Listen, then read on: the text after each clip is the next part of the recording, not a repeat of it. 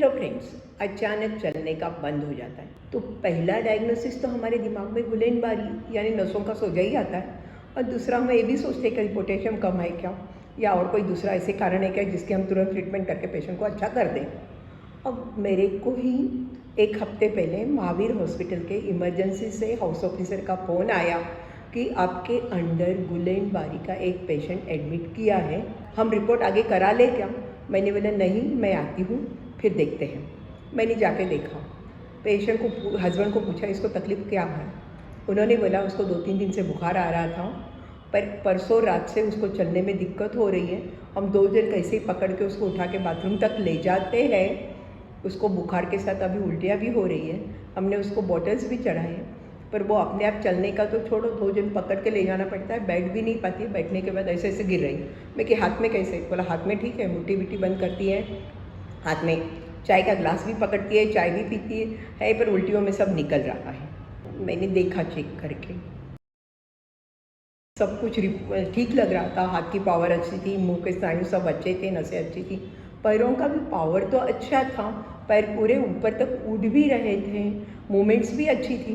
पर काफ़ी बार गुलेनबारी में यहाँ के नज़दीक के स्नायु यानी कि प्रॉक्सिमल मसल इन्वॉल्व होते हैं, तो उसके कारण डिफ़िकल्ट होता है सो के पेशेंट को जज करना गुलेनबारी है कि नहीं।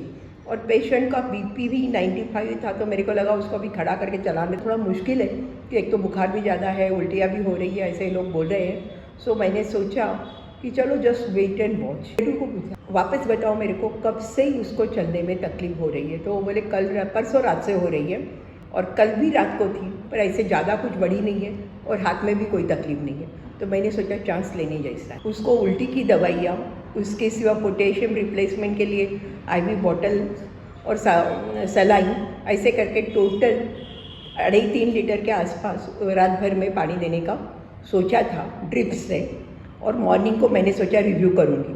सुबह जाते ही मैंने पहले रिलेटिव को पूछा, हाथ में तो कोई तकलीफ़ नहीं आई, क्योंकि मेरे दिमाग में इतना भर गया था मैं कि कहीं उसकी पैर की तकलीफ हाथ में आ गई तो क्या होगा। रिलेटिव ने बोला कुछ भी नहीं है, अभी मॉर्निंग में हम लोगों ने तो एक हाथ पकड़ के उसको चलाया है, बाथरूम तक लेके गए, आराम से चलिए, उसको उठने में बैठने में भी दिक्कत नहीं आ रही है। मेरे को लगा अरे मतलब इसको गुलेनबारी नहीं था, उसका BP लो हो गया था, उल्टियाँ बहुत हो रही थी, बुखार ज़्यादा था, उसके कारण वो चल नहीं रहा। मैं खुश हो गई थी, अरे वाह अच्छा है, इसको गुलेनबारी नहीं है। अभी मैं इसको कहीं पे ही शिफ्ट करा दूँगी, तो आगे डेंगू के हिसाब से वो लोग रिपोर्ट कराते रहेंगे, सोनोग्राफी जो भी है सब करते रहेंगे, डरने की मेरे को बात नहीं। काफ़ी बार क्या हो जाता है, हमारे दिमाग में एक चीज़ भर जाती है, जैसे फैमिली डॉक्टर की चिट्ठी, क्वेरी गुलेनबारी, हाउसबैंड ने बोला गुलेनबारी, फिर नेचुरली गुलेनबारी एक सीरियस चीज़ है, तो मैं भी उसी हिसाब से उसके ऊपर ज़्यादा ऑब्जर्व करने लगी। मेरे दिमाग में था कि एक बार इसका वो डेंगू के कारण जो प्रॉब्लम है पोटेशियम, वो ठीक कर दूँ, पर वो भी इतना ज़्यादा नहीं था। फिर एक ही था कि मैं क्या अभी फ्लूइड दे के देखती हूँ, डेंगू है, शायद फ्लूइड कम हो गया होगा, तो इसके कारण वो सुधर गई थी। पर इसे हम लोग बोलते हैं टनल विजन, यानी एक चीज़ आपके दिमाग में भर जाती है तो काफ़ी बार हम उसी डायरेक्शन में सोचते हैं, दूसरी चीज़ें जल्दी सोच नहीं पाते हैं। सो मुझे लग रहा है कि टनल विजन की जगह हमें सब चीज़ें ध्यान में रखनी चाहिए। एनीवे लकीली मैंने अननेसेसरी पेशेंट का कुछ कराया नहीं, एंड पेशेंट के अभी आज ही सुबह में मैंने फैमिली डॉक्टर से बात की है, और डॉक्टर NK पटेल ने बोला पेशेंट अच्छी है, खाना पीना खा रही है, कमजोरी है, पर कोई प्रॉब्लम नहीं है।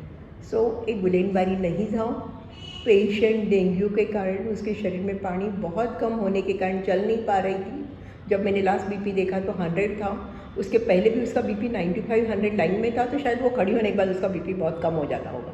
So it was simple problem of viral fever. Thank you.